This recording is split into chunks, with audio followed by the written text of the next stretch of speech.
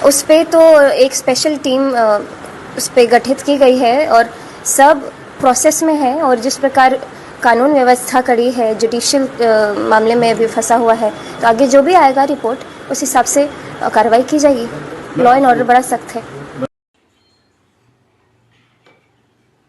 तो दोस्तों, जिन महोदया का मतलब जिस नेता का इंतजार मुझे स्पेशली था भरत तिवारी जी के हत्याकांड में, उनकी टिप्पणी के लिए वो मोहतरमा आज अपना मुंह खोली हैं, बयान दी हैं। ये हैं मैथिली ठाकुर जी।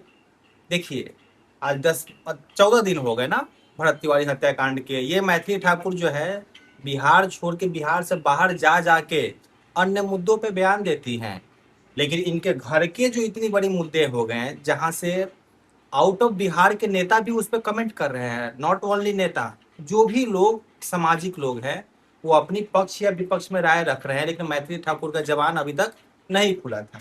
आज 14 दिन बाद इनकी जबान खुला, वो भी जब पत्रकार ने पूछा तब। आप देखिए पहले इस वीडियो को, उसके बाद हम बात करते हैं। उस पे तो एक स्पेशल टीम उस पे गठित की गई है और सब प्रोसेस में है। और जिस प्रकार कानून व्यवस्था कड़ी है, जुडिशियल मामले में भी फंसा हुआ है, तो आगे जो भी आएगा रिपोर्ट उस हिसाब से कार्रवाई की जाएगी। लॉ एंड ऑर्डर बड़ा सख्त है।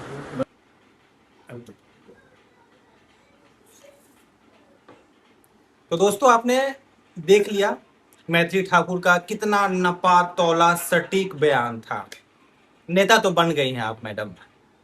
आपने, ऐसा नहीं लग रहा है कि पंचायत का वो जो बोलता है भूषण भाई, देख रहा है विनोद कैसे टेक्निकल वर्ड में और जुडिशियल वर्ड में फंसाया जा रहा है।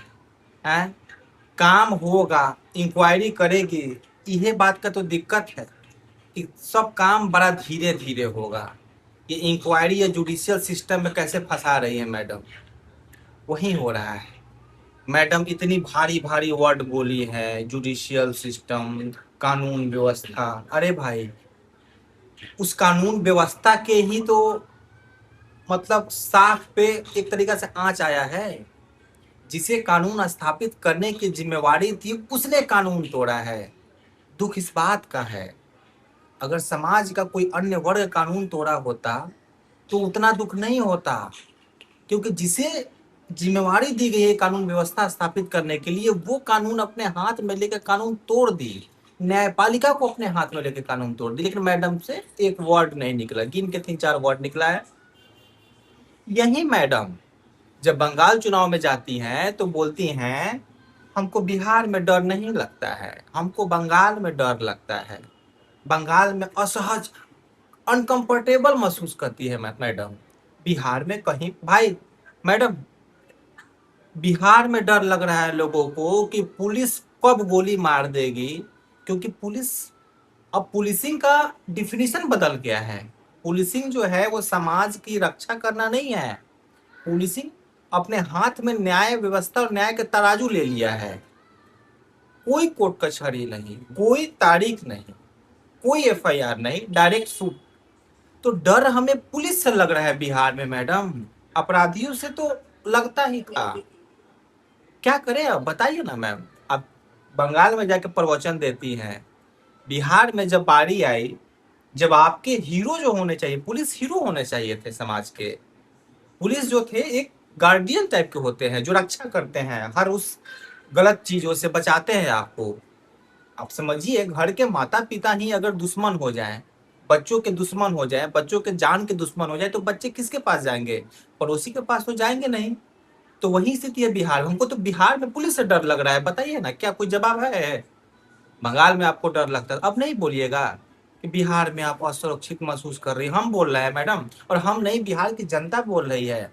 जिस हिसाब से पुलिस जो है अपना सिर्फ कॉलर चमकाने के लिए, सम्राट चौधरी जी के सामने अपनी वाहवाही लूटने के लिए, प्रमोशन पाने के लिए, क्योंकि राजा राजा साहब बोल दिए हैं, राजा साहब को कहीं और चमकाना है, सम्राट चौधरी को कहीं और दिखाना है, तो सम्राट चौधरी ने बड़ी बातें बोल दी, हर दिन नया, हर दिन नया।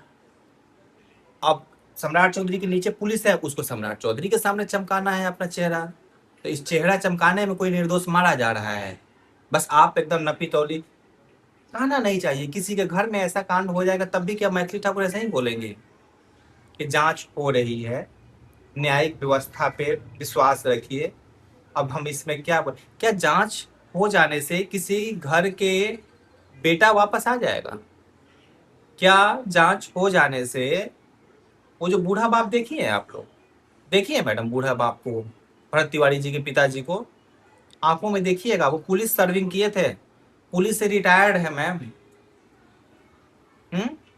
उनका बेटा वापस आ जाएगा। छोड़ दीजिए परिवार, मान के चलते हैं कि परिवार तो, बेटा अपराधी हो या बेटा अच्छा हो, परिवार रोता है, परिवार दोष देता है मारने वाले को, परिवार को साइड कर देते हैं। वो जो जवनिया गांव में बसाए हुए बिंटोली के लोग हैं, वो भरत तिवारी का परिवार नहीं था। वो जो बोल रहा होगा उनके आंसू तो निष्पक्ष आंसू होंगे, ये तो मानती है ना, वो परिवार नहीं था। जो बिंटोली लोग को उसने बसाया था, चापाकल गड़वाया था, लाइट गड़वाया था, क्या उनके आंसू भी पारिवारिक आंसू थे? वो आंसू कमाए थे भरत तिवारी ने। उन आंसुओं का हिसाब दे पाएगा आपका जांच? अगर अगर क्या होगा ही, पुलिस जो है कल्पित है, पुलिस दोषी पाए जाएगी जो दिख रहा है, बस एक औपचारिक निर्णय की जरूरत है। तो अगर आ गया कि पुलिस गलत की है, जो कि की है, न्यायालय ने मान लिया, तो भरत तिवारी वापस आ जाएगा? बोलिए, वापस आ जाएगा? नहीं आएगा ना।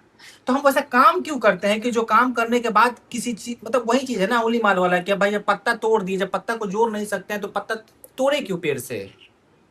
10 बार सोचना होता है ना किसी की जान लेने से पहले। इसीलिए तो कानून व्यवस्था इतनी जटिल बनाई गई है कि 100 गुनाहगार बच जाए लेकिन एक बेगुनाह को सजा ना हो, इसलिए बनाई गई थी सर। लेकिन आप थोड़ी समझिएगा, आपको तो गुलदस्ता ला के दे दिया गया है, आप एकदम से तोता परी हो गई हैं, तोता ठाकुर बोला जाएगा आपको। जितना रटाया जा रहा है उतना टटरा रही, इससे ज्यादा और कुछ नहीं कर रही हैं आप।